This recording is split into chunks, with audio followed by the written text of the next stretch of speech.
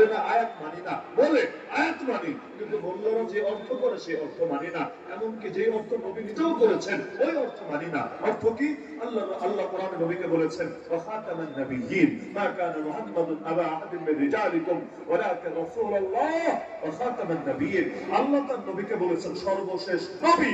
কাদিয়ানীরা বলেছে তাকে সর্বশেষ নবী মানি না।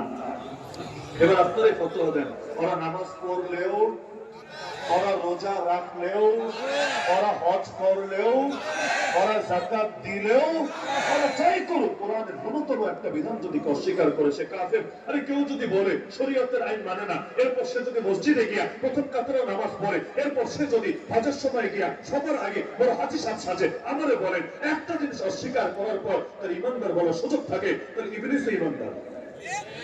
ইবলিস কি অস্বীকার করেছে বলেন আমাকে? জাস্ট একদিন একটা সেজদা অস্বীকার করেছে, আর কিছু না।